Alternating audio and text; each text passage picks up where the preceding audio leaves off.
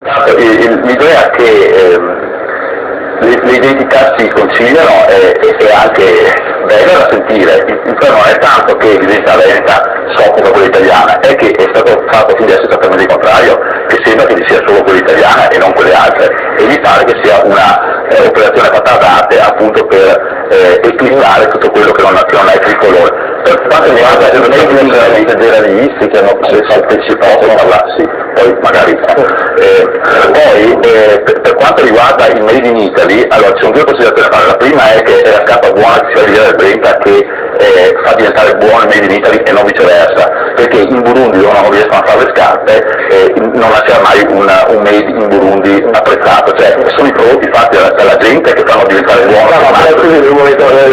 Cerchiamo di capire, il momento che usate questo, dobbiamo avere una certa dimensione per riuscire ad imporci anche nei mercati nazionali. Allora, facciamo Nokia, Finlandia, 5 milioni di abitanti, ha il 40% del mercato, 50% del mercato dei telefonini, sono 5 milioni di abitanti, un mezzo al tasso, quindi non c'entra niente, però loro sono bravi a fare i telefonini, quindi il fatto di abitare in un paese di 1 miliardo di abitanti e mezzo, fino a 50 anni fa, non garantiva alla Cina di avere la pole position nei mercati internazionali, quindi voglio dire, non c'entra niente.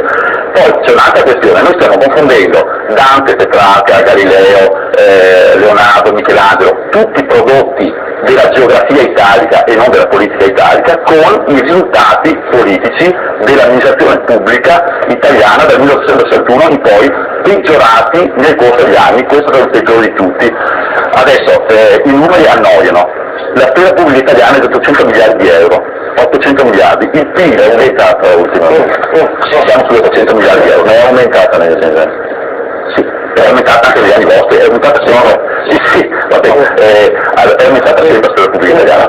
Allora, 800 miliardi di euro, 730 vengono finanziati con le tasse e 70 con l'indebitamento, il debito pubblico ormai è a 2.000 miliardi di euro. Come un piccolo inciso, scusatemi, secondo Lorenzo Del Bocca, l'inizio del debito pubblico italiano sono le guerre di indipendenza. Sì, allora, si accumula il debito pubblico è totalmente sbagliata. Il debito pubblico italiano è rimasto a livelli buoni e tollerabili fino agli anni 60-70, dopodiché è esploso con le belle pensioni, con la politica disellata del quello partito. Bisogna dire quello che è il costo delle regioni. Basta.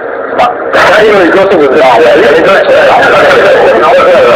dire, la qualità della spesa pubblica non garantisce servizi, i soldi vengono spesi, per esempio, per gestire i rifiuti di Napoli, vengono spesi molti più soldi che gestire i rifiuti del Veneto, però i rifiuti del Veneto vengono smaltiti, i rifiuti di Napoli rimangono in loco, dove così i rifiuti del Veneto vanno al sud, la informo, perché la parte dei rifiuti del Veneto, l'ha confermato il Presidente Zaia, sì, una parte dei rifiuti del Veneto vanno in li mettiamo poi nelle strade di Napoli, una parte in Puglia e una parte vanno in Sto parlando di Napoli che non è in Puglia, sto parlando di Napoli. Prima avevi detto che i rifiuti del Veneto ce li investiamo, sta dicendo un falso, perché una parte dei rifiuti del Veneto vanno in Puglia e una parte vanno in Germania. Hanno vuole sapere magari comunque di compagare sì, ma allora noi abbiamo il Veneto la provincia di Treviso non pone a nessuno di prendere i propri rifiuti perché non abbiamo massaggi. Il Veneto quando porta un chilo di rifiuti paga il corrispettivo che l'azienda richiede, punto, è una emerso. Un attimo solo.